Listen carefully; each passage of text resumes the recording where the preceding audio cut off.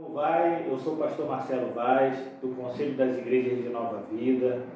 Eu venho aqui te convidar para que você possa aí estar olhando esse vídeo. Nosso canal é Palavras de Salvação, são conteúdos cristãos, pregações.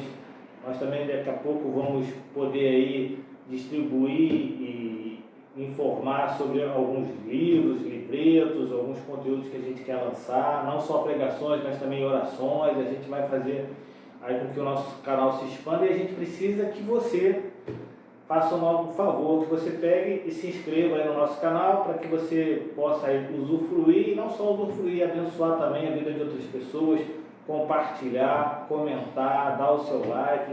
Então, que você possa, em nome de Cristo, poder nos ajudar nessa empreitada de propagar o Evangelho. Então, que Deus possa te abençoar rico e abundantemente, em nome de Jesus. Aleluia. Que você possa agora ficar em pé, abrir a sua palavra de vida. A gente está todo terceiro domingo do mês, a gente está tratando dos juízes. Nós entendemos que são 12 juízes do livro dos Juízes, e a gente vai agora falar do nono juiz. É importante que você entenda que também, assim como a separação dos livros dos profetas menores e maiores, também é Juízes 12, do 8 a 10, Juízes 8, Juízes 12, de 8 a 10, livro de Juízes, capítulo 12, a partir do verso 8, não é verso 1 não, verso 8.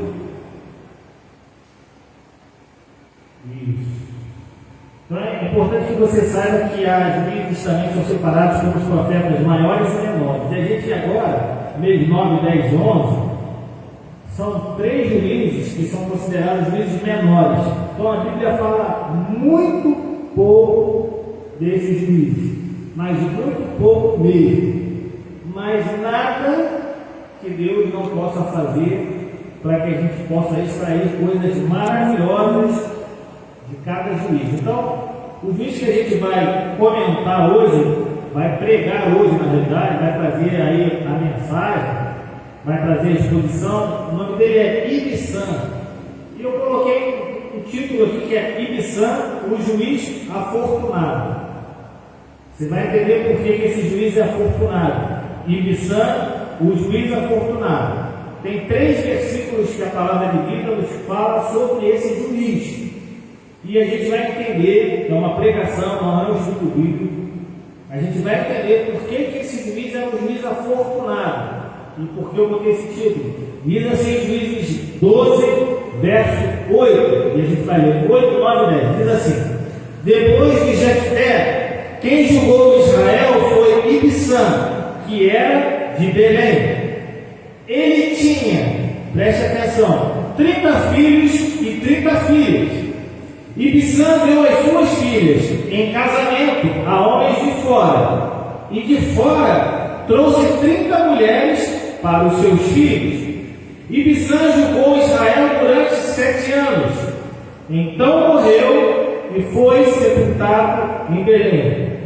Só e apenas isso que fala o texto bíblico do novo juiz de Israel. Deus, louvado e engrandecido seja o seu santo nome.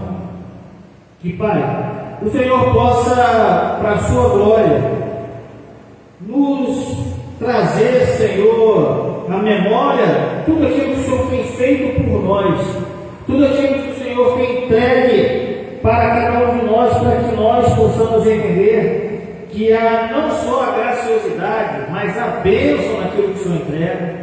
E há também uma responsabilidade que nós devemos ter naquilo que o Senhor disponibiliza nas nossas mãos. Então que possamos sair daqui com esse entendimento de que aquilo que o Senhor coloca nas nossas mãos, independente se pode ser ou não importante para outros, para nós é muito. E que nós devemos nos importar a ponto de cuidar ao extremo daquilo que o Senhor coloca em nossas mãos. Então fala aos nossos corações, trabalhe a nossa vida, ser conosco nesse momento, que eu não possa atrapalhar em nenhum momento a sua santa palavra, a sua santa mensagem, para que ela possa chegar de uma maneira limpa, clara, para que os meus irmãos e as minhas irmãs possam compreender de uma maneira firme para aquilo que tu queres falar. Então, em nome de Cristo, Senhor, fala aos nossos corações, para a sua glória. Nós estamos fazendo e fazemos em nome de Cristo. Que todos digam amém e amém. Podeis assentar. Dando continuidade a essa série do terceiro domingo de cada mês, nós continuamos e estamos pregando sobre esses juízes, os juízes de Israel. E hoje a gente vai falar, como é o novo mês desse ano de 2023, a gente vai falar do novo juiz de Israel. A gente vai falar desse homem, Ibissam, que por um acaso foi o novo juiz de Israel. Se você não veio, não viu, não teve a oportunidade de estar aqui nos outros encontros, de ver pela internet, de dar uma olhada, fique tranquilo. Se você não teve a oportunidade de ouvir a exposição das mensagens anteriores que a gente pregou sobre os outros juízes desse período aí dificílimo da vida de Israel, fique tranquilo, fique calmo. Nós vamos fazer um preâmbulo do cenário, nós vamos fazer um preâmbulo do contexto da época, e você vai ter a compreensão para que você possa entender. Nós não estamos aqui fazendo estudo, apesar de que tudo que nos traz conhecimento faz parte do estudo, mas a gente está trazendo aqui uma mensagem, a gente está extraindo aqui lições, a gente está pregando, trazendo aplicações para a nossa vida daquilo que a gente entende da palavra de vida, para que possamos crescer em graça e em amor. Pois bem, o cenário, o contexto que a gente pode perceber dessa época é o que a gente pode perceber em todas as épocas que está marcado na Bíblia. Qual é? O zelo do Senhor, a imensa fidelidade do Senhor com o seu povo, mesmo em meio à dificuldade da apostasia, da renúncia da fé, do distanciamento da relação do homem com esse Deus, do povo de Deus para com Deus. Aqui fica muito bem claro, no cenário do contexto do livro de Juízes, essa apostasia era algo que acontecia de forma redundante, acontecia isso toda hora no livro de Juízes. A gente pode dar uma olhada, mas Deus é zeloso, Deus é cuidador, Deus é quem garante, Deus é fiel, e Ele nunca deixou de ser zeloso, cuidadoso, garantidor e fiel do seu povo. E Ele, mais do que qualquer pessoa, Ele chancela esse cuidado, Ele chancela esse zelo, essa fidelidade de Deus. Ela é chancelada pela própria palavra de vida, de forma total e de forma completa. Então, se a gente perceber com muito cuidado, com muito carinho, com muita atenção, esse livro, nós vamos ver que esse livro, ele parece um livro, um conto de fadas, um conto de histórias que parece que a gente não consegue acreditar. Uma mulher enfia uma estaca na cabeça de um abençoado, o outro vai e quebra as colunas e a coluna cai na cabeça dele, e a gente vê coisas assim que a gente fica, o outro faz um voto que ia pegar algo do Senhor, que sai da sua casa, a sua filha que sai, são coisas assim que a gente fica, o outro pede 2 provas ao Senhor, mesmo nós falando do Senhor, falando com ele. Então a gente fica assim, quando a gente lê o livro de Juízes, a gente vê que ele tem histórias extraordinárias. E graças a Deus por causa disso, e eu creio em todas essas histórias extraordinárias da palavra de Deus. Ele nos mostra as singularidades de como em meio à indignidade, à imperfeição, o desleixo, a deslealdade do homem, a transgressão de um povo, aquele povo que Deus separou, o povo de Deus, as suas ordens e seus mandamentos, a mesma bagunça que a gente vê.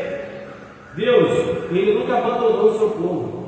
Deus, Ele sempre esteve presente. Deus sempre usou de misericórdia e de compaixão. Deus sempre foi zeloso. Deus sempre esteve presente em todos os momentos na história do seu povo. O método que Deus utiliza em todo o tempo é a graça, é a bondade, mesmo em época de juízo, mesmo quando Ele é fogo consumidor, a a bondade dele se estende junto com esse juízo. Então, para melhor falarmos sobre essa época, sobre esse período, a gente precisa falar do lugar, do cenário, do contexto. Pois bem, como todos nós, e aí você que esteve aqui em alguns ou em todos, você, não vou te pedir desculpa porque eu tenho que pregar a palavra de Deus, mas você vai ter que ouvir novamente o pastor pregar, que alguns pensam que esses juízes aí tinham somente, de forma específica, a função de julgar, porque é o livro de juízes, então eles vão julgar as causas do povo de Israel, né? Naquela época que aconteceu aquele período, eram apenas pessoas que eram levantadas para julgar o povo de Israel, não, eles eram libertadores, pessoas que eram levantadas para conduzir o povo de Deus a vitórias sobre quem? Sobre inimigos, e esses inimigos eram às vezes militares, às vezes não, às vezes eram inimigos religiosos, às vezes eram inimigos morais também. Esses juízes eram salvadores, possuíam aptidões, habilidades excepcionais de liderança, e eles eram habilitados pelo Espírito de Deus. Então, que você tenha essa compreensão desses juízes, como era, que eram levantados esses juízes. Pois bem, o período dessa história de juízes, ele não foi curto não, 350 anos aproximadamente, e se inicia a partir da morte de Josué, até desde a vida da vitória da conquista de Canaã, até um pouco antes de Samuel, que ungiu o primeiro rei de Israel. E o período e o panorama da época ele era intermitente, era cíclico. O povo caía no pecado da apostasia, se afastava, renunciava à fé de Deus, depois ele era oprimido por algum povo, ou oprimido aí por algum inimigo moral, por algum inimigo religioso, aí pronto, se lembra de Deus. Parece até, né? Parece um pouco os dias de hoje, né? Se lembra de Deus, aí clama a Deus, e aí logo depois Deus manda um juiz, manda um libertador, e aí enquanto aquele juiz estava vivo, estava aí tendo aí a sua vida terrena aqui tranquila, estava tudo bem, o povo então ficava tranquilo, mas aquele juiz ele tinha seu tempo, morria, então o povo voltava com o pecado da apostasia, começava tudo de novo, e não parava, continuava esse momento cíclico. Então é importante a gente ter essa visão e essa completa visão desse cenário, de que o que fazia com que o povo de Deus fosse oprimido era apostasia. Veja bem, era apostasia. Em todo o tempo do livro de Juízes, a opressão, independente do tipo de inimigo que vinha, era a apostasia. Por isso que eu falei que Deus, ele trabalha também no juízo, ele também trabalha levantando pessoas para trazer juízo. Eu canso de falar aqui, Deus ele levanta autoridades aqui, tanto para juízo quanto para graça. Então não fique revoltado se alguma autoridade foi levantada e que traz juízo para o povo, porque foi Deus quem levantou, e ele levantou Ciro, levantou Nabucodonosor, levanta aí pessoas hoje em dia ainda, e autoridades ainda para trazer juízo ao povo. Pois bem, havia um esfriamento na fé em Deus. Parece que o período da pandemia chegava, saía. Havia adoração a Deus dos pagãos. A palavra de vida diz que o povo de Israel, ele serviu ao Senhor no tempo de Josué. Graças a Deus por conta disso, serviu ao Senhor no tempo dos anciãos, que viram a grande obra feita pelo Senhor, viram o mar ser aberto, viram a travessia do Jordão, viram as muralhas de Jericó caindo, viram as pedras caindo, viram o sol parar, eles viram tudo isso. Mas essa geração ela não teve o discernimento de, quando se acabando, falar com a outra geração, trazer a outra geração o conhecimento sobre a verdade desse Deus pelas obras que ele tinha feito. E aí agora eu quero fazer uma parte. Tem gente que trabalha só com experiência. Tem gente que trabalha com ponto de, eu falei isso outro dia, com ponto de conexão. É o lenço, é a água, é a roda, leva isso para casa, pede para beber, leva isso aqui, coloca em tal lugar. Isso se chama ponto de conexão. Isso aí não tem nada a ver com a palavra de Deus. Isso não tem nada a ver com a Bíblia. Nós temos nossas experiências com Deus que não tem a ver com esses pontos de conexão que são inventados, principalmente por esse movimento apostólico maluco que existe aí e tem invadido de uma forma tremenda as igrejas que se dizem evangélicas. Não existe apóstolo, não existe esse tipo de ministério, não existe esses pontos de conexão. Você pode ter experiência com Deus e você deve ter experiência com Deus através do seu relacionamento com Deus. Não vai ser uma rosa, um lenço, um sabonete, sei lá o que for, que vai fazer um ponto de conexão sua com Deus. Vai ser o seu joelhinho, a sua adoração, o seu clamor, o seu amor a Deus. Isso aí sim vai fazer você se conectar a Deus a ponto de você ter experiência. Mas aquela geração que vinha, nem experiência teve e não conhecia mais esse Deus que tinha feito tantas coisas, porque tem gente que só acredita. E por isso que Jesus também teve que fazer alguns sinais, porque algumas pessoas só viriam a Deus através dos sinais. Ou você acha que todas as multidões que andavam com Jesus, elas estavam ali adorando a Ele, estavam ali por amor a Ele? Muita gente estava ali para ser curado, muito coxo para ser curado, muito cego para ser curado, muita gente queria a bênção, andava atrás do abençoador, mas queria a bênção, e quando recebia a bênção, largava o abençoador. Nós temos que andar atrás do abençoador, nós temos que amar o abençoador, nós temos que querer o abençoador, porque as bênçãos nós vão vir, elas são, diz a palavra, tudo que a gente fizer adorando ao Senhor, as bênçãos elas vão vir, de qualquer maneira elas vão vir acompanhando. Pois bem, aquele povo não teve experiência, não teve conhecimento desse Deus. Eu não preciso ver o milagre para saber que Deus existe, como eu não preciso ver o ar para saber que eu tenho que respirar e necessito de oxigênio para isso. Então, que a gente possa parar e analisar e entender esse tipo de situação. Pois bem, aquela geração ela não conhecia esse Deus pelas obras que tinha feito e não conhecia pessoalmente o Senhor, não tinha tido experiências com o Senhor, não viam as grandes coisas que o Senhor fez. Então, eu não vi, não conheço, não sei, mas se eu souber, eu vou lá no lugar. Se eu souber que tem um homem lá que diz que é profeta, porque também já não existe profeta, não existe apóstolo, depois eu posso até, se alguém quiser conversar, a gente conversa sobre isso, não existe mais nada disso.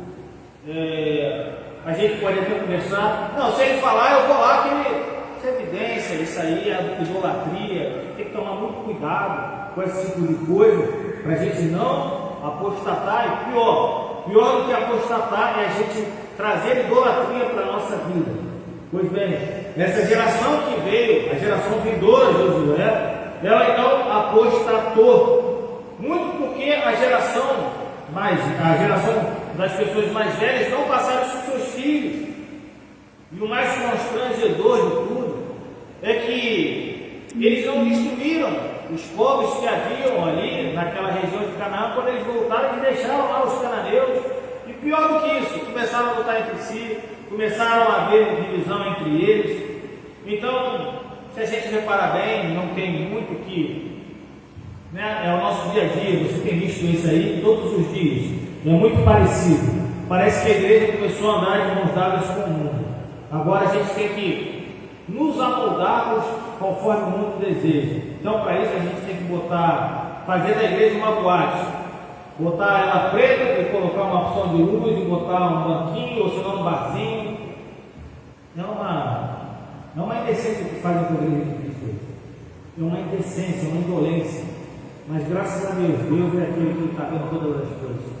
E graças a Deus que não sou eu que julgo, não sou eu que vou também fazer nada por conta disso. Eu vou fazer só a palavra de Deus. Mas a ruína da igreja tem sido a apostasia somada com as coisas que tem deixado o mundo fazer dentro da igreja. Misturar as coisas de Deus, as coisas santas, as coisas sagradas com as coisas mundanas. Falta atenção, falta prudência da igreja em relação a isso. E a apostasia, ela é um dos sinais da segunda vinda de Jesus. A igreja sempre foi perseguida, sempre foi alijada, sempre foi machucada, mas ela é uma nação santa, é uma nação alva, ela não pode se deixar influenciar pelas coisas do mundo. Não se deixe influenciar pelas coisas do mundo. Não fique aí, tá cheio, tá muita gente, tem uma. Não se deixe influenciar. As coisas começam daqui e acabam. Vou dar uma experiência aqui de Vila Maria Helena. Uma vez conversando com o pastor, ele falou para mim assim: eu estou muito preocupado. Eu falei: com o quê? A igreja dele aqui em Vila Maria Helena é grande. Eu falei: o senhor está preocupado com o quê? Ele falou: não, abriu uma igreja na mesma rua que a minha, de uma pessoa, o mesmo tipo de movimentação que ele faz lá, e a igreja está levando muito membro para lá. Eu falei: não fique preocupado não, porque se as pessoas estão indo para lá, né, por conta de alguma coisa, se for de Deus, eu falei conforme foi falado lá para o Gamaliel, se for de Deus, eu vou ficar lá, se não for, vai acabar. Não tem 2 meses, passei em frente lá, estava fechada a igreja. A igreja não ficou 1 ano aqui.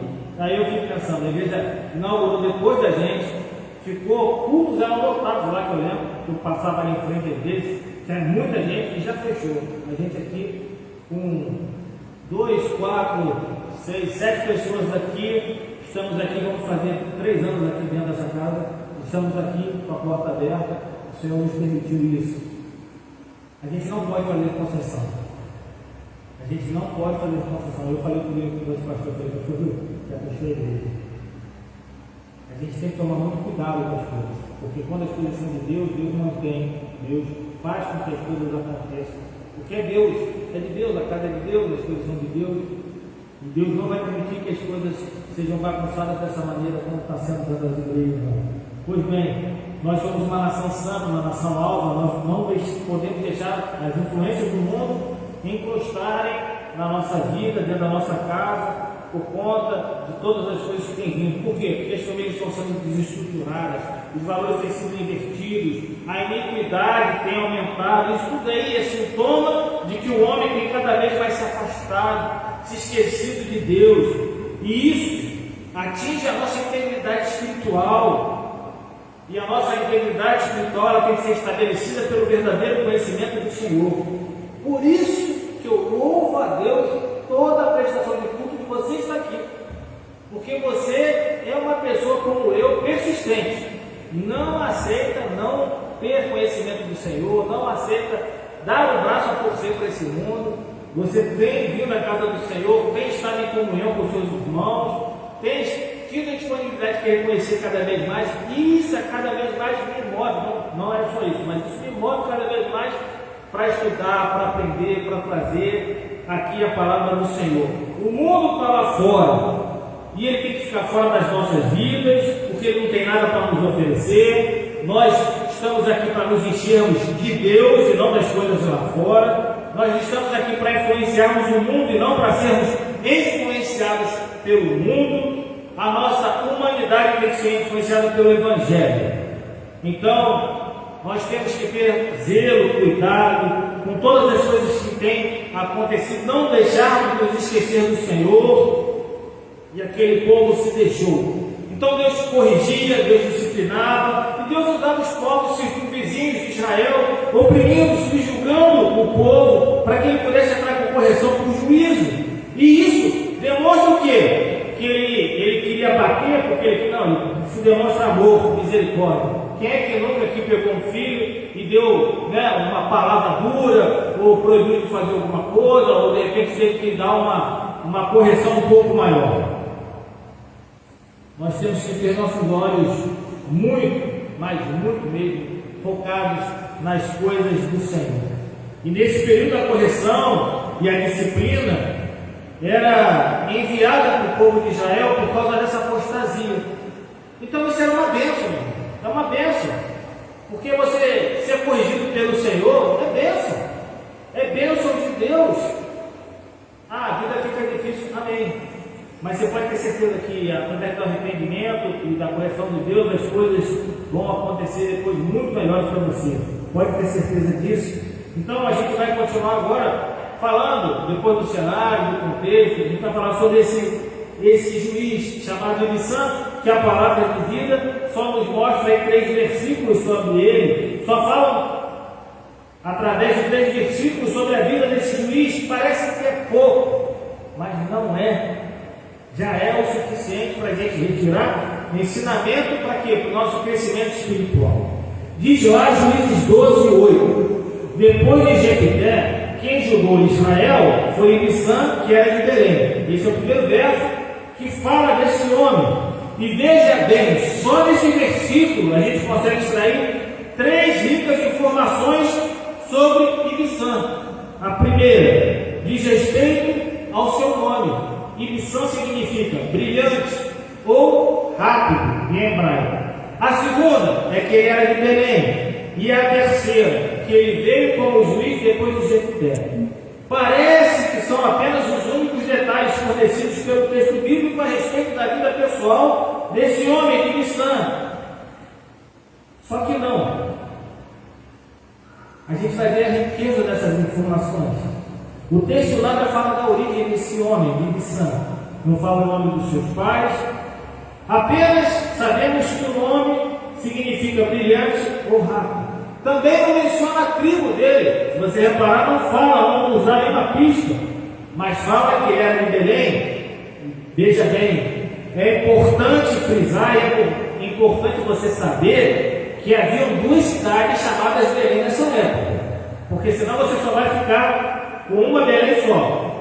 Havia a Belém de Judá e havia uma outra Belém que ficava lá no território de Nazaré, certo? Na tribo de Zebulon. Então havia tanto em Judá como no território de Zebulon. Havia 2 cidades chamadas Belém. E em terceiro lugar, de que Ibissã veio depois de Jefté. E veja bem como é que é rica esse versículo. A palavra não menciona como foi depois que Ibissã julgou Israel após Jefté. Veja bem, só falou que depois de Jefté veio Ibissã. Então ela não fala nada. Ela não fala se foi logo depois da morte de Jefté. Ela só fala que depois de Jefté veio Ibissã. Então a gente entende pela compreensão daquilo que a gente já explanou, que morria um libertador, um juiz e depois era levantado o outro. A gente pode entender que ele veio logo depois da morte dele. Mas a palavra de vida, ela não fala desse estado cíclico. E não fala desse tema de apostasia, não fala com ênfase nenhuma e nem forma que tipo de inimigo estava sobre Israel naquela época, se havia algum tipo também de inimigo, pode ser que não houvesse nenhum tipo de inimigo. De repente, Ibissã veio depois de Jefté sem haver nenhum tipo de apostasia, sem haver esse período cíclico. A Bíblia não fala sobre isso. E pode ser que sim, mas não fala de nenhum tipo de inimigo, não fala que tipo de inimigo seria, não fala desse tempo cíclico. Pois bem, aí ela vai mencionar lá no verso 9. Ele tinha 30 filhos e 30 filhas. Ibissã deu as suas filhas em casamento a homens de fora, e de fora trouxe 30 mulheres para os seus filhos. Ibissã julgou Israel durante 7 anos. Presta atenção. Por isso que eu botei o título dessa mensagem de Ibissã ao afortunado. O texto bíblico informa que Ibissã teve 60 filhos, 30 filhos e 30 filhas. Aos 30 filhos, Ibissã providenciou 30 mulheres de fora do seu clã. E também ocorreu com as suas 30 filhas que ele casou com homens de fora da sua tribo. Então, sobre o tamanho da sua família, a Bíblia registra que ele casou todos os seus filhos, e por conta dessa quantidade de filhos, a gente pode interpretar aqui aquela época, há todos os indicativos que Ibissã era um homem de grande prestígio, porque quanto mais descendentes você tinha, mais prestígio você tinha naquela época. Então ele teve 60 filhos. Aqui não está dizendo que é com a mesma mulher, não é com a mesma mulher. Veja bem, esse aqui não é o caso. A gente está aqui falando de Ibissã. A gente não quer saber se ele teve 30 mulheres, está falando da quantidade de filhos que ele teve: 30 homens e 30 mulheres. Mas eu quero ir além da informação relacionada sobre o seu prestígio, porque pela quantidade de filhos, ele era um homem que tinha muito prestígio. Eu quero falar de bênção. Eu quero falar para você de uma coisa que quase eu não falo aqui, que é de bênção. E como 3 ações Ibsan nos mostra que nós devemos praticar ao receber uma bênção do Senhor. 3 ações que esse homem toma, que nós podemos identificar para praticar sobre aquilo que Deus nos dá como bênção. Porque o Salmo 127, de 3 a 5, diz assim: herança do Senhor são os filhos, o fruto do ventre, seu galardão. Como flechas na mão do guerreiro, assim são os filhos da sua mocidade. Feliz o homem que enche deles a sua aljava, não será envergonhado quando enfrentar os seus inimigos no tribunal. Os filhos são bênçãos do Senhor. E o que fazer com as bênçãos derramadas do Senhor sobre nós? O que nós devemos fazer com as bênçãos que Deus entrega para nós? Como agir diante da bênção que Deus nos concede? Pois bem, Ibsan, nesse verso, e eu consigo extrair 3 atitudes que a gente tem que ter e tomar ao receber uma bênção do Senhor. Veja bem, a primeira atitude que eu vejo é que ao receber uma bênção de Deus, a gente deve compartilhar com outros. Tem gente que pega a bênção e guarda a bênção debaixo do braço e não compartilha com ninguém. Ibsan, ele compartilhou a sua bênção com outras pessoas. E é o que a gente tem que fazer. Ibsan foi um afortunado, ele teve 60 filhos. E ele casou fora as suas filhas. Ele entregou as suas filhas para serem esposas de outros homens. Eu tenho 2 filhos e uma filha. A minha filha, para eu entregar, só sai de casa casada. Os 2 garotos já saíram. Ela só sai casada, tem que ser amarrada lá de casa. Então assim, mas eu vou compartilhar com quem, com quem ela quiser, com quem achar por bem. Se ela não fizer besteira até lá, em nome de Jesus. Mas esse homem, ele chegou e ele compartilhou a sua bênção com homens de fora. Ele entregou as suas filhas para pessoas de fora. Aqui ele não fala se é de outra tribo, se é de outro povo. O que importa é que Ibsan abençoou a vida de cada homem de fora. Ele abençoou com cada filha que ele teve, ele abençoou um homem de fora, da sua tribo, do seu povo. Aquilo que Deus havia concedido, a parte da bênção que Deus havia concedido, ele compartilhou com pessoas de fora. Paulo fala, em 2 Coríntios 8, não digo isto na forma de mandamento, mas para provar se o amor de vocês é sincero, comparando com a dedicação de outro. Toda dádiva de graça se inicia com a generosidade de Cristo. Ele compartilhou com a gente a autoridade no nome dele, tornou-nos co-herdeiros com ele. Compartilhamos o seu lugar de filho, porque é por meio deles que nós nos tornamos filhos também. Por meio de Cristo, somos abençoados com todas as sortes de bênçãos espirituais nas regiões celestiais. Já diz Paulo em Éfeso 1:3. A partir de Jesus, nós recebemos tanto, e isso não pode parar em nós. Não pode parar em nós. Quando a Bíblia fala sobre bênção, você pode ler diversas vezes, ela fala e usa exemplo da agricultura. Quando a gente pega o resultado de uma colheita, a gente pode simplesmente estocar, guardar, reter para nós, ou a gente pode reinvestir em sementes nos solos para que haja multiplicação. Quando a gente multiplica as bênçãos que estão sobre nós, compartilhando com outras pessoas no reino de Deus, os frutos que são gerados para a eternidade. Deus deseja nos dar mais do que a gente precisa, mais do que o necessário, para que a gente possa usar esse transbordar para nos conectarmos com outras pessoas, para abençoarmos uns aos outros, para vivermos como? Em igreja. É isso que falta de entendimento das pessoas que são desigrejadas, pessoas que não querem partilhar bênçãos dentro da igreja, compartilhar a adoração dentro da igreja. Deus deseja que a gente experimente viver em unidade. Por isso que o próprio derramar de dons é diferente sobre cada pessoa. pessoa. E não adianta, Deus não vai derramar dom dentro da casa da pessoa. Deus não vai derramar dom dentro da casa da pessoa.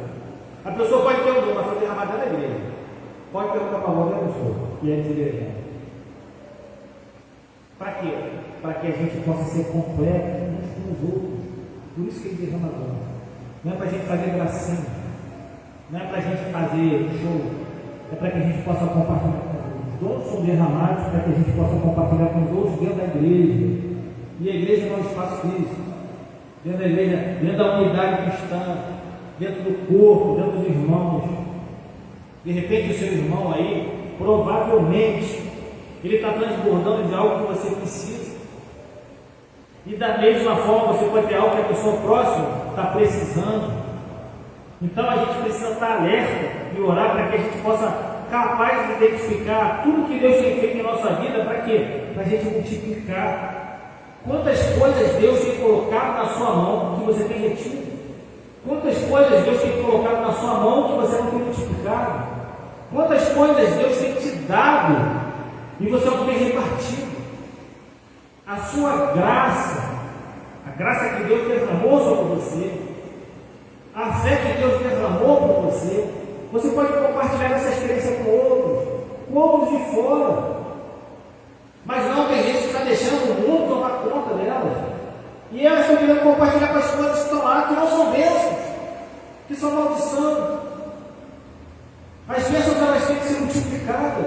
E Missão pegou as filhas dele, que possivelmente eram as coisas que ele tinha, uma das mais preciosas que Deus entregou para ele, e ele compartilhou com outros de fora. Ele não falou, não, só vai casar aqui com o pessoal da minha tribo, só com o pessoal, não. Ele compartilhou com homens de fora. Ele pegou as filhas, as 30 filhas. Ele não pegou 29, 2 terços, 1 terço, ele pegou todas elas e compartilhou. O que ele fez? Porque filhos é bênção. O que ele fez com as bênçãos? Compartilhou com o outro. Da onde? De fora. Você tem sido bênção no seu trabalho? Você tem sido bênção onde você tem pisado? Você tem sido bênção na sua comunidade? Você tem sido bênção na sua família? Você tem sido bênção para as pessoas que não conhecem o Senhor?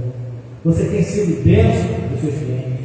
Você tem sido bênção para as pessoas que do seu dia a dia? Você tem compartilhado as bênçãos que Deus tem feito por você?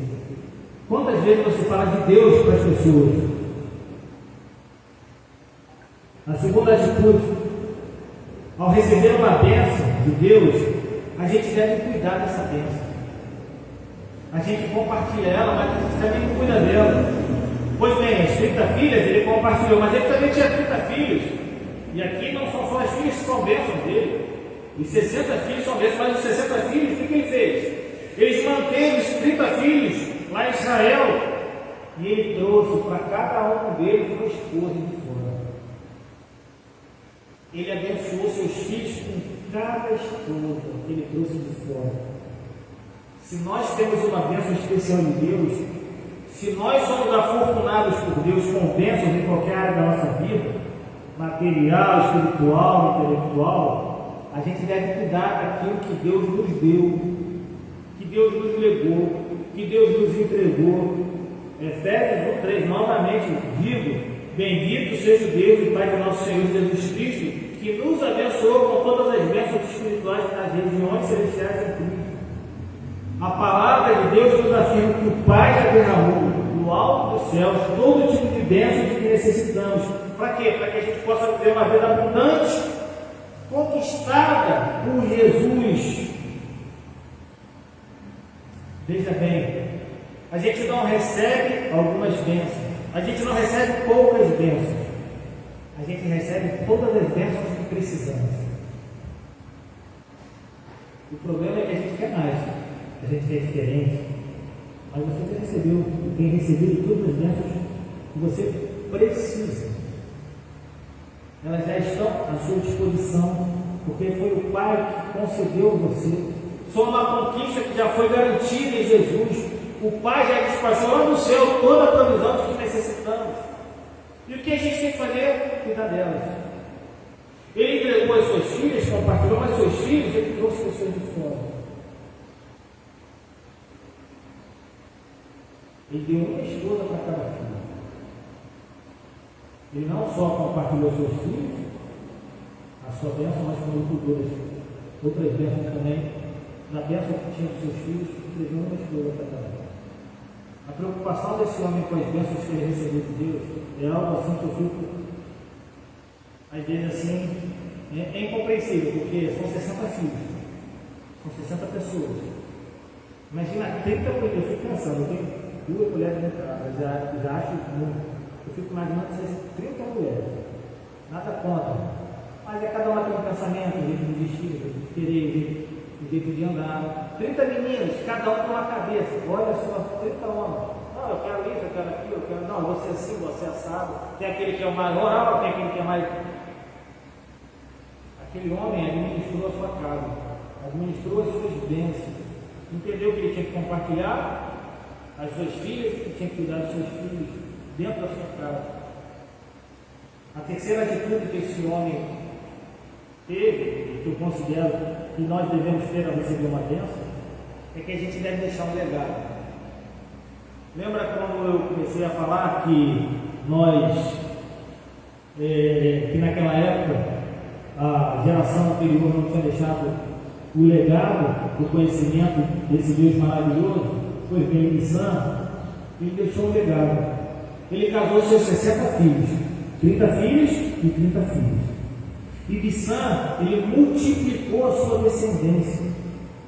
Quantas famílias foram formadas através dessas atitudes que Ibissã teve a partir da sua casa?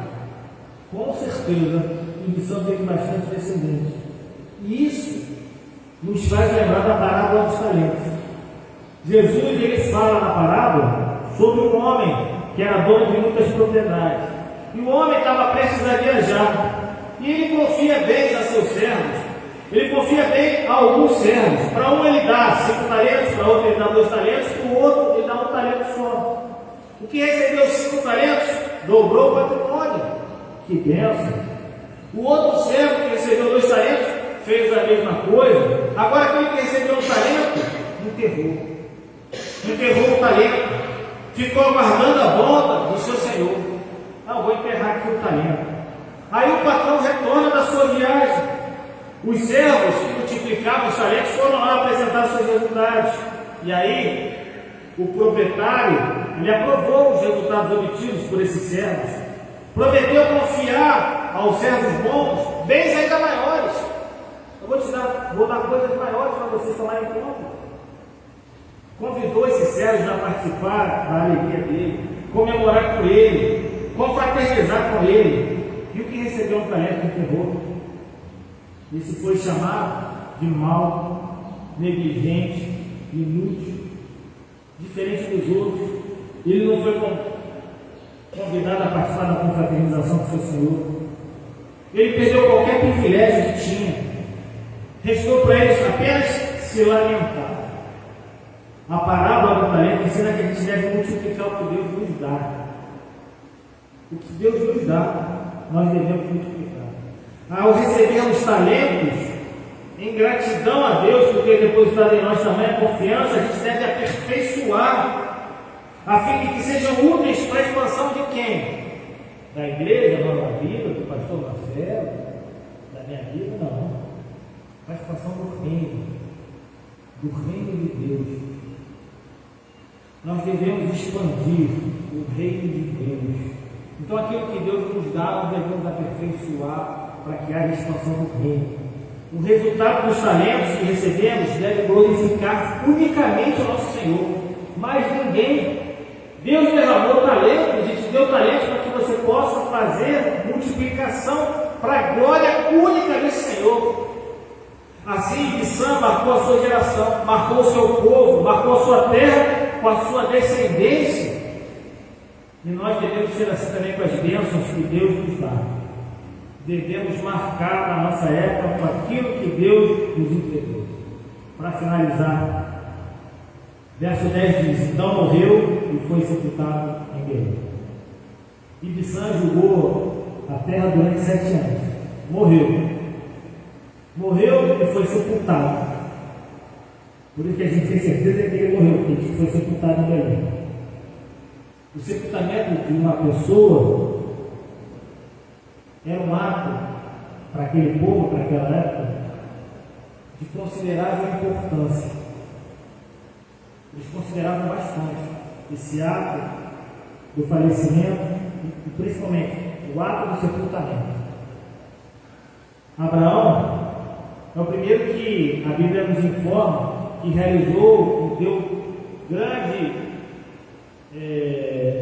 importância ao sepultamento. Ele gastou uma grande soma de dinheiro para conseguir um lugar adequado para ele sepultar os seus. Os hititas, os filhos de Et, dos quais ele faz a compra, tinham as próprias sepulturas seletas. A caverna obtida por Abraão tornou-se sepultura da família dele, onde foi colocado o corpo da sua esposa, mais adiante o seu próprio, depois o de Isaac, o de Rebeca, o de Léia, o de Jacó. Jacó, seriamente preocupado para que seu corpo não fosse enterrado no Egito, assim como José. Pois bem, todos eles se preocuparam com o seu sepultamento. Por quê? Porque na fé judaica, esse desejo estava relacionado com o que eles partilhavam, ou seja, a mesma fé nas promessas de Deus. E era uma convicção quanto ao cumprimento delas no devido tempo. E de Sam, ele foi sepultado no seu lugar de bênção. Bem, o juiz afortunado, ele foi descansar na sua casa, depois de cumprir com tudo que Deus entregou na mão dele para que ele pudesse dividir, cuidar e deixar um legado. O de Sam foi um juiz afortunado, descansou no carro, foi um privilegiado. Fecha teus olhos por outra cabeça.